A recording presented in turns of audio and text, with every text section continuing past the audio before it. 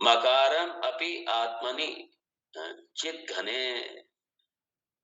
चित घने मतलब एक सॉलिड एकमेव अद्वितीय ब्रह्म ने नानास्ति किंचन, ये चित घन।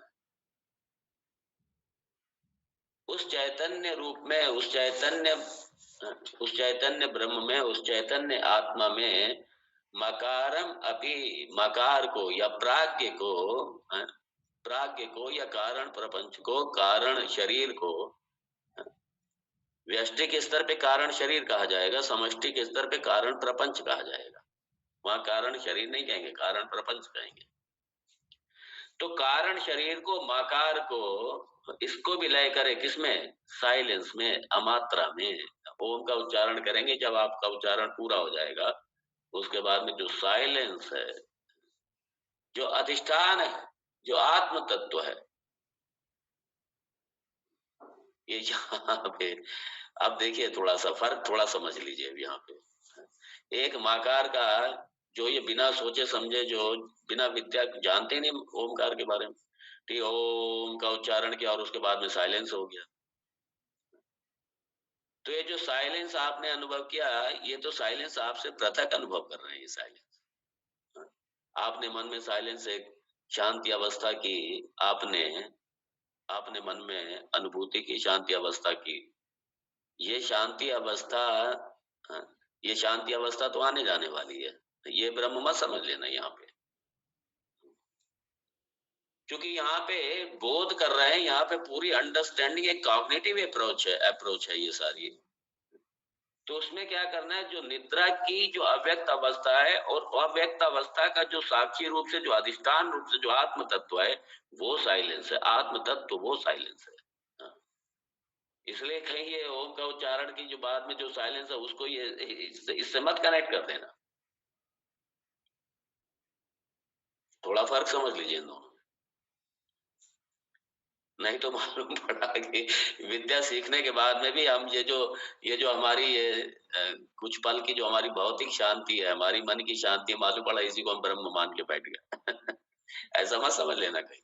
हाँ, ये शांति तो आने जाने वाली है, इसका तो आपने अनुभव किया। चली गई है, फिर आ गई शांति, चली गई, आ गई। ये आने जाने वाली शांति, और ये आपसे पृथक है, आपके मन से ही पृथक है पहली बात तो। और मन का भी आप अधिष्ठान है। तो ये चूंकि निधिध्यासन है, तो निधिध्यासन में यहाँ माकार के उच्चारण के बाद की शांति मत समझ लीजिए। यहाँ पे जो कारण प्रपंच है, कारण सूक्ष्म प्रपंच का अधिष्ठान, जो कारण प्रपंच जो माया है, कारण प्रपंच मतलब माया सहित ईश्वर है। जो माया सहित ईश्वर है, उस माया सहित ईश्वर। और इधर व्यष्टि स्तर पे समझिए, यहाँ पे व्यष्टि स्तर पे क्या, वहां तो माया कहा जाएगा, यहाँ अविद्या कहा जाएगा, यहाँ पे अज्ञान कहा जाएगा। तो अज्ञान सहित जो जीव है,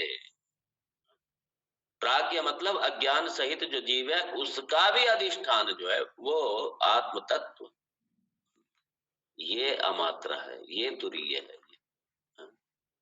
ये अमात्रा है, ये तुरीय है। तो मकारम अपि आत्मनि, मकार को भी आत्मनि, आत्म तत्व में, चित घने। क्या है आत्म तत्व? यह भगवान ने लक्षण, चित घने एक चैतन्य तत्व ही है सिर्फ, और कुछ नहीं है। वो वही चेतन तत्व है, जड़ नहीं है, वो चेतन तत्व है। वो दृश्य नहीं है, वो दृक है, दृष्टा है, साक्षी है सबका। और उसमें क्या करे, विलापये, हैं? विलापये, उसमें उसका विलापन करे, लय करे, हैं? और विलापयत प्राज्ञम अपि इह कारणम। और प्राज्ञ किसका अभिमानी है? हाँ, मकार का, मकार का, कारण शरीर का जो अभिमानी प्राज्ञ है, कारण शरीर का जो अभिमानी प्राज्ञ है, यही कारणम। और इसको कारण शरीर का जो अभिमानी प्राज्ञ है, इसको किसमें? चित घने आत्मनि परे, उस आत्म में लय करे उसका। हाँ, ये है ओम का जाप। हाँ,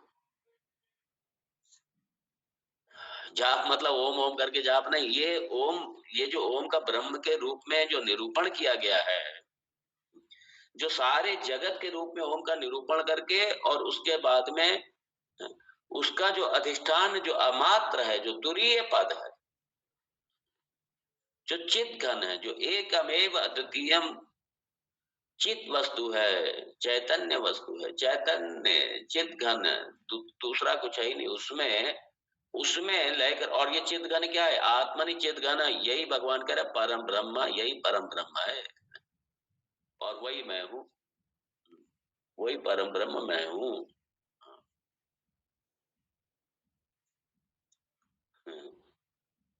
और विमुक्ति मत विज्ञान दृंग मुक्त उपाधिता अमलः। वाह भगवान जी।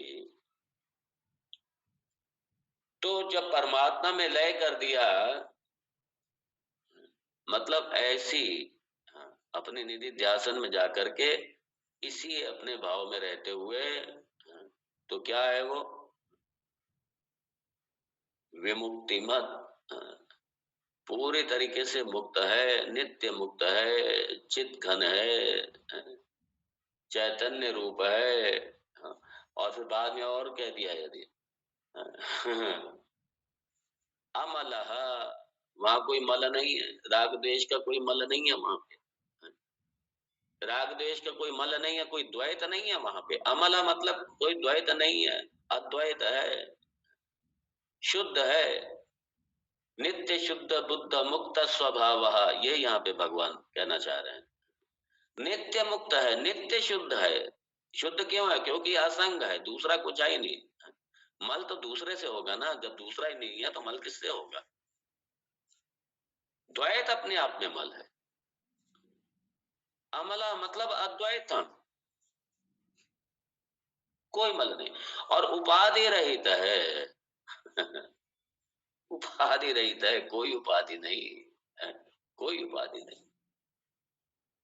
वही जो उपाधिहीन है, निर्मल है, शुद्ध है, मुक्त है, वही अहम ब्रह्म अस्मि, वही ब्रह्म सहा, वही, कौन सा वही?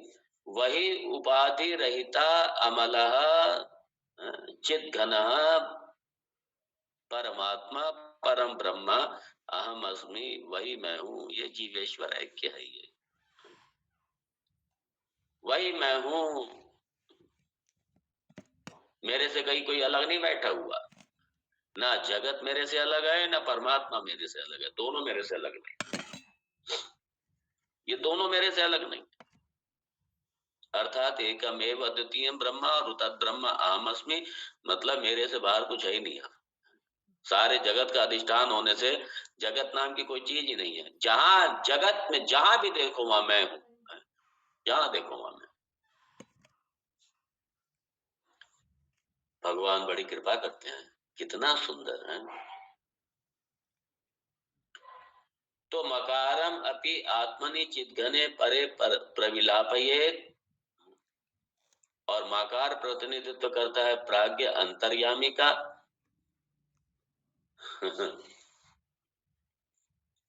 कारण प्रपंच, और कारण प्रपंच चूंकि सब अव्यक्त अवस्था में है, इसलिए निर्विकल्प, इसलिए निर्विकल्प, सब अव्यक्त अवस्था में, निर्विकल्प अवस्था में है।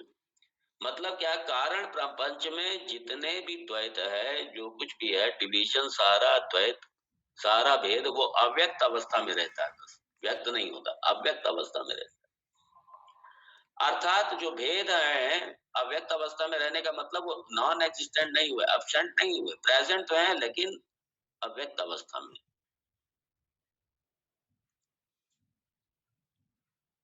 और व्यक्त अवस्था मतलब क्या? व्यक्त अवस्था में सारा द्वैत दिखाई दे रहा है, अव्यक्त अवस्था में सब अव्यक्त में चले गए, माया में चले गए, सारे माया में चले गए। तो जैसे आप इस तरीके देखिए, जैसे घी दूध में है लेकिन दिखाई नहीं दे रहा, अव्यक्त है, लेकिन एक निश्चित प्रक्रिया के तहत एक एक जो एक प्रक्रिया है घी निकालने की, जब उस प्रक्रिया के तहत निकालो तो वही घी जो दूध में अव्यक्त रूप से था वही व्यक्त हो जाता है। ये थोड़ी कि घी था नहीं और कहीं ऊपर से टपक पड़ा घी दूध में घी दूध में ही था, लेकिन अव्यक्त रूप से था। जब एक प्रॉपर एक कोई प्रक्रिया के तहत उसको निकाला तो निकल के आ गया, था अव्यक्त रूप से। तो जो प्राज्ञ है इसको निर्विकल्प कह सकते हैं, क्योंकि अव्यक्त रूप से सारा द्वैत सारा वास्तव में देखिए व्यावहारिक स्तर पर हम उसको कह सकते हैं निर्विकल्प, लेकिन वास्तव में निर्विकल्प नहीं है। क्यों निर्विकल्प नहीं है? क्योंकि द्वैत रूप से अव्यक्त रूप से सारा भरा पड़ा है, द्वैत सारा भरा पड़ा है उसके अंदर।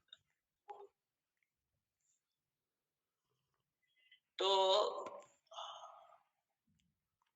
द्वैत है लेकिन अनमैनिफेस्ट है, अव्यक्त है, इसलिए हम उसको निर्विकल्प कह सकते हैं। उसको निद्रा अवस्था में भाई निर्विकल्प में चलेगा।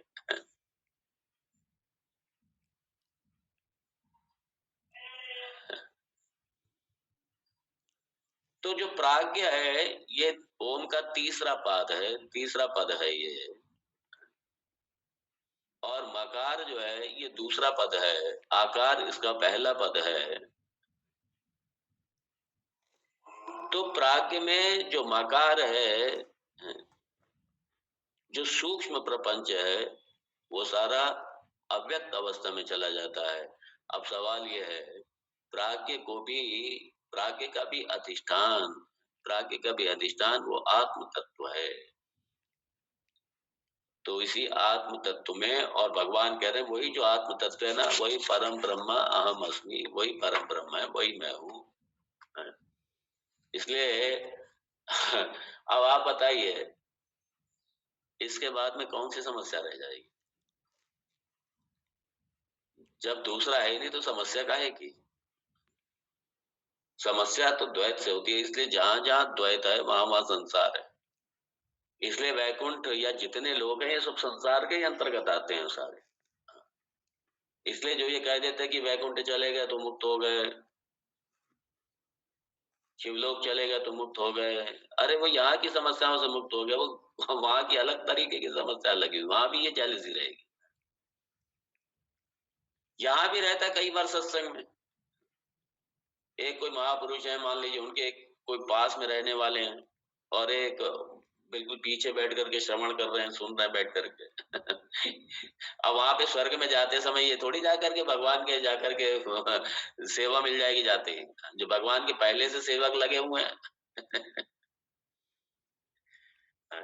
वहां भी ये भाव बना रहेगा, अरे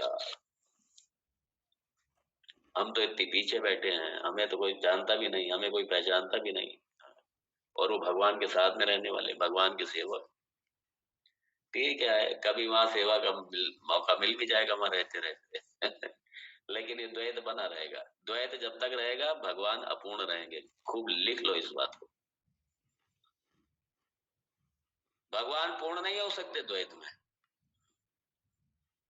पूर्ण जब हम कहते हैं तो मतलब एकमेव अद्वितीय ब्रह्म, वही पूर्ण है। द्वैत में पूर्णता कहां से होगी? द्वैत में दोनों लिमिटेड, वो भी लिमिटेड ये भी लिमिटेड, और जब तक द्वैत है तब तक संसार है। उदरम अंतरम कुरुते अथ तस्य भयम भवति। अगर एक कण भी परमात्मा से अलग हो गया मतलब मैं अलग हूं, सारा जगत परमात्मा है लेकिन मैं उससे अलग हूं, मैं भक्त हूं, मैं दास हूं, मैं अलग हूं, मैं अलग ही रहूंगा। अगर इसी को मान रखा है तो कभी संसार से निवृत्ति नहीं हो सकती, कभी भय से निवृत्ति नहीं होगी, कभी सीमाओं से निवृत्ति नहीं। सोहम अहम ब्रह्मास्मि, यही पूर्णता है। इसके बाद में फिर कुछ पाना बाकी नहीं रह जाता। पूर्ण को क्या पाना बाकी रहेगा? आत्मन्नेव च संतुष्टः तस्य कार्यम न विद्यते प्रजहाति यदा कामान सर्वान् पार्थ मनोगतान् आत्मन्नेव च संतुष्टः ततः प्रज्ञस्तदोच्यते। भगवान ने इसको दो तीन तरीके से कहा है भगवत गीता में। क्या रह जाएगा पाने को बताइए हमें, ऐसा क्या है जिसे आपने पाया नहीं है? सब सर्वम आपनोति, सब कुछ पा लेता है वो। सारा जगत, सारा ब्रह्मांड का अधिष्ठान होने से